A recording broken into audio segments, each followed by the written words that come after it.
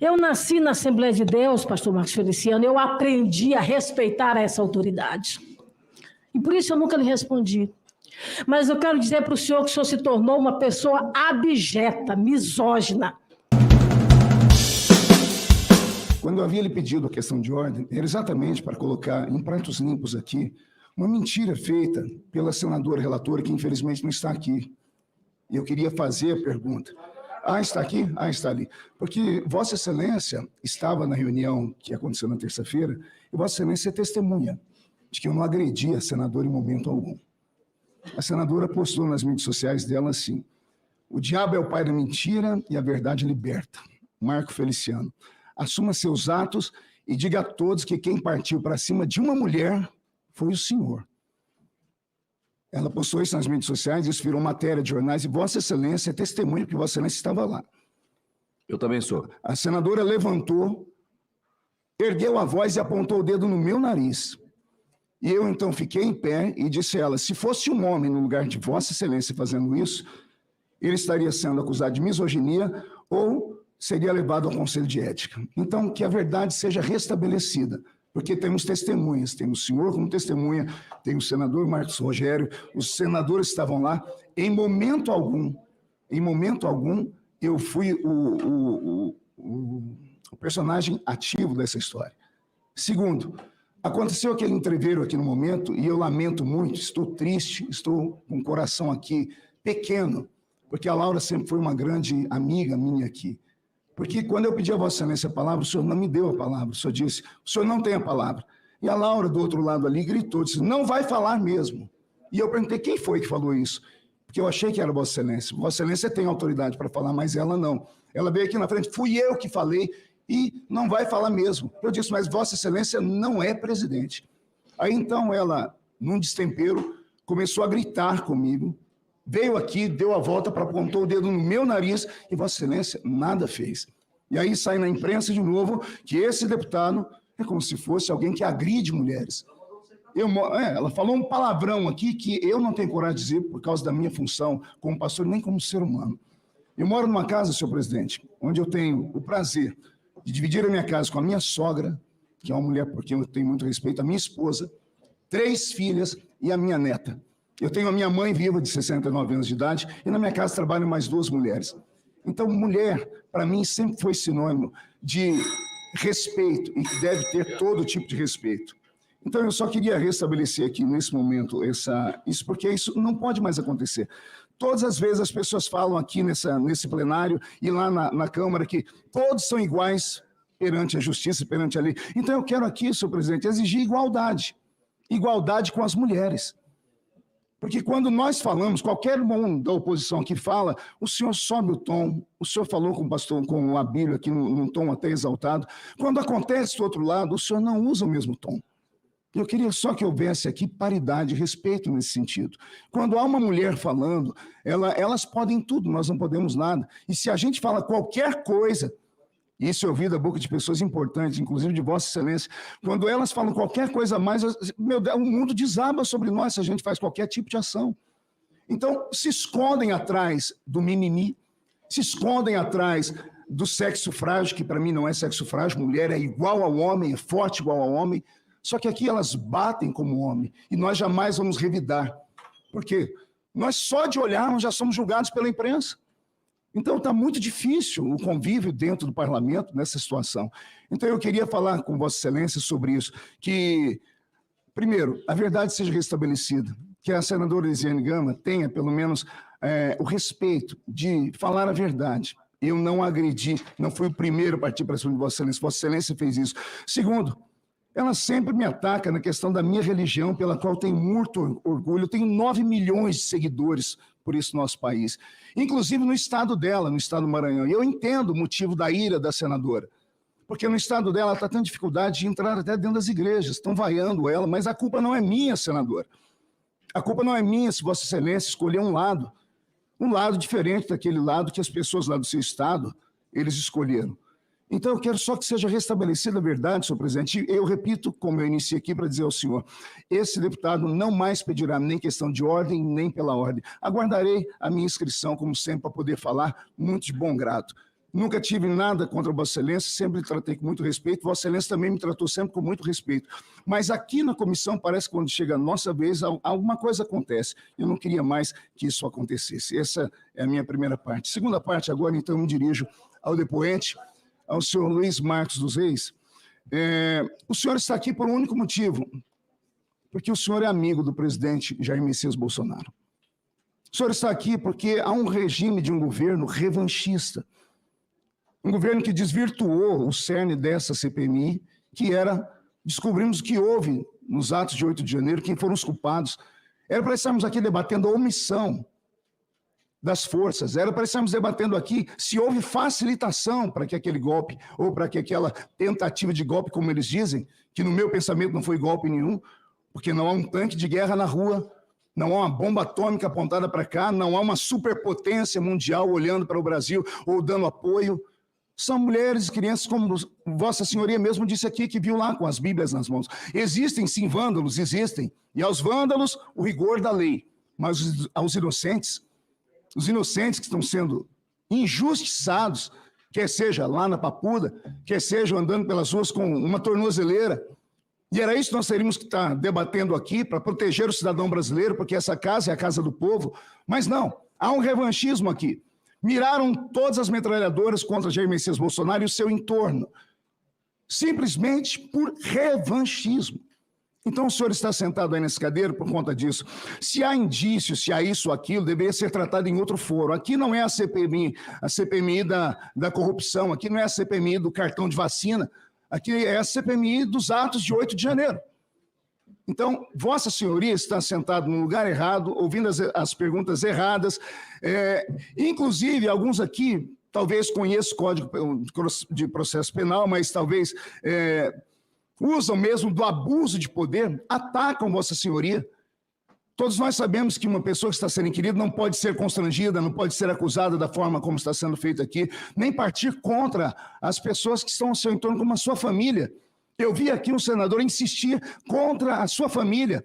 Imagine se amanhã mudasse a situação e perguntassem sobre a família dos que estão aqui. Se perguntassem, por exemplo, sobre a família da senadora, sobre a família desse deputado que aqui está falando. Ninguém perguntou ao senhor se o senhor tem... Não, vou fazer uma pergunta. O senhor tem quantos CPFs? Somente um. Somente um CPF. Pois bem, há pessoas aqui dentro que têm mais de um. 1, 2, 3, não eles em si, mas os seus parentes. Imagina se fôssemos trazer tudo à baila aqui, o que fazem, o que acontece com as famílias. Não há respeito nenhum. Eu disse na terça-feira, e vou encerrar a minha fala dizendo, essa CPMI terminou no dia que ela começou, porque ela começou marcada, rotulada. A senadora, no meu pensamento, posso estar errado, ela já tem um relatório dela pronto, já tem as pessoas que ela vai indiciar, já sabe o que vai acontecer. Então, nada do que fizermos aqui vai mudar a situação. Eu vi um deputado aqui falar que nós abandonamos a Carla Zambelli. Ele desconhece os fatos e faz isso só para criar uma intriga entre os bolsonaristas. Na terça-feira, o cerne da briga que ouvimos lá naquela reunião foi exatamente sobre a deputada Carla Zambelli, quando eu disse que esse parlamento deveria ter pelo menos respeito pelos pares do parlamento. Muitas pessoas que sentaram nessa cadeira aí, primeiro foram ouvidas, foram inquiridas, e depois pedido a quebra do sigilo bancário, a quebra do sigilo telefônico. Mas da nossa companheira, da nossa parlamentar eleita pelo voto popular, não.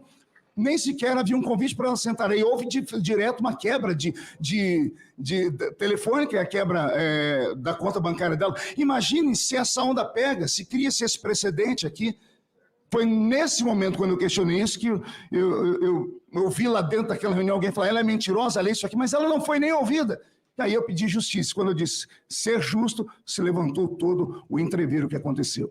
Então eu termino aqui dizendo que o senhor, para mim, está no lugar errado, a CPMI perdeu o seu foco e nós estamos aqui simplesmente em um momento de show, onde cenas acontecem assim, de ambos os lados. Mas os nossos lados nunca teve coisa como do tipo que nós ouvimos aqui hoje, alguém mandar alguém aqui para uma... Eu não posso falar um palavrão porque dói os meus ouvidos só de falar. E partiu da boca de uma deputada, uma mulher. Era isso que eu tinha a dizer, senhor presidente. Vou passar a palavra aqui por 3 minutos para a relatora, já que ela foi citada. Presidente, ele falou 10 minutos a meu respeito. Não, a senhora tem 3 minutos para responder a fala dele. Eu vou responder o deputado Marcos Feliciano. E eu não sei se eu vou ter só 3 minutos, presidente, porque o que ele falou para mim é que ele usou 10 minutos do tempo dele. Senadora, todas as pessoas que são citadas têm 3 minutos para se defender. Deputado é o que consta do regimento. Eu vou falar aqui para o senhor, primeiramente, sobre o que aconteceu na reunião fechada. Que as TVs, na verdade, não filmaram, mas várias pessoas estavam na reunião e viram. Verdade. Então, assim, eu não vou entrar nesse detalhe, até porque não há uma filmagem ali. Mas há provas cabais sobre isso.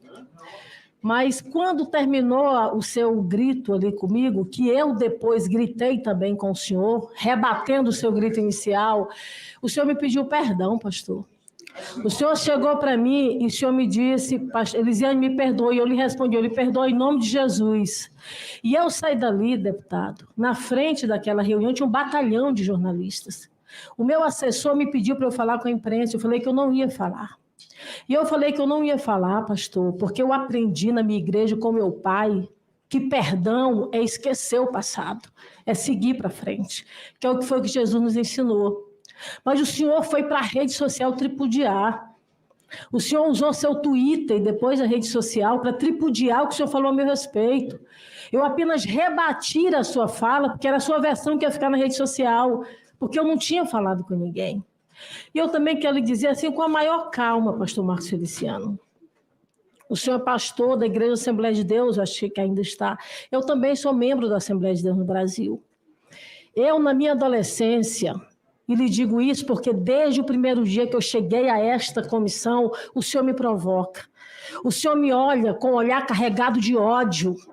Eu estou aqui sentada nesta mesa e toda a sessão é isso, senador deputado.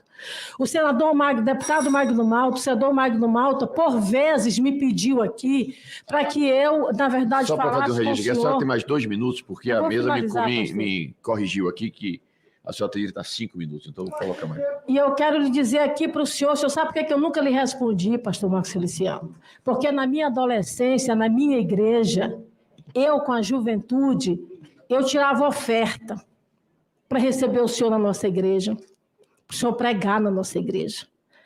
Porque era o auge ter o senhor na nossa igreja. Eu fiz isso várias vezes, pastor.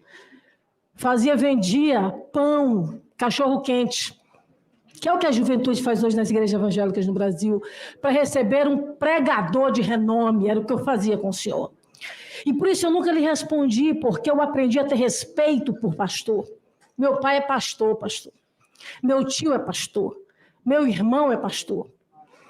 Eu nasci na Assembleia de Deus, pastor Marcos Feliciano, eu aprendi a respeitar essa autoridade. E por isso eu nunca lhe respondi. Mas eu quero dizer para o senhor que o senhor se tornou uma pessoa abjeta, misógina. O tratamento que o senhor dá às mulheres nesta casa é surreal. O senhor bateu nesta mesa e o Brasil inteiro viu em relação à deputada Soraya, à senadora Soraya. O senhor gritou comigo na última reunião e eu gritei, porque eu contrapus ao senhor. Como o senhor já discutiu com várias outras mulheres aqui nesta casa. Eu quero lhe dizer, pastor, que eu aprendi a ter um pastor como autoridade, sabe por quê? Porque quando a gente chegar no céu, a sua responsabilidade diante de Deus vai ser maior do que a nossa, porque o senhor usa um templo, o senhor usa uma tribuna da igreja, o senhor é pastor. Mas como o senhor me disse na última reunião, não vou mais lhe chamar de pastor, porque o senhor me pediu para eu não lhe chamar mais de pastor, e de fato o senhor não merece se chamar de pastor. Tá vendo aí? O senhor não merece, sabe por quê? Porque o pastor, ele não é carregado de ódio, pastor Marcos Feliciano. O pastor não olha para as pessoas com o olhar que o senhor olha para cá, para esta mesa. Eu quero dizer que o seu olhar não me intimida, pastor Marcos Feliciano. Eu cheguei aqui nesta casa com suor. Eu enfrentei a fome. Eu nasci numa casa de palha e piso de chão. E eu fui eleita sem ter um vereador na minha igreja, na minha casa. E sem ter centavo nenhum, apenas como jornalista. Hoje eu sou senadora da República do meu país. E eu quero dizer que não é o seu olhar torto e nem a sua forma de intimidar que vai me intimidar aqui, desta tribuna onde eu sou relatora. E quero lhe dizer ainda mais, que siga o Evangelho de Cristo. Porque o seu evangelho não é do meu Jesus Cristo de Nazaré. O evangelho da paz, do perdão e da solidariedade, da graça, que o senhor não tem o evangelho da graça. Eu quero terminar lendo para o senhor o que Jesus Cristo falou. Um minuto, presidente. Para concluir. O senhor não me deu... Mas não posso, se eu fizer essas concessões, Um tudo bem. minuto, Eu vou dar mais um minuto, eu vou dar mais um minuto para o deputado Masturiciano, tudo bem. Pode falar. O senhor tem mais o tempo que quiser, depois eu restituo a palavra a outro, eu não posso dar um tempo a mais para um e não dar para o outro. Deputado, Felizmente. deixa eu falar eu acho que isso não é assunto da CPMI. Isso não é mesmo, assunto. não, presidente. E nenhum deputado não é e senador. Tanto, mas quem levantou nenhum deputado foi e ele. senador está querendo discutir quem isso aqui. Foi ele o debate. Sabe, senadora? A senhora E eu quero só dizer para o senhor que sabe o que Jesus falou para os escribas e fariseus que usavam a Bíblia para isso? Ele diz o seguinte: ai de vocês, mestres da lei, fariseus hipócritas, vocês são como sepulcros caiados, bonitos por fora, mas por dentro estão cheios de ossos e de todo tipo de imundície. Você foi um hipócrita comigo, você pediu perdão e você não levou em consideração o perdão.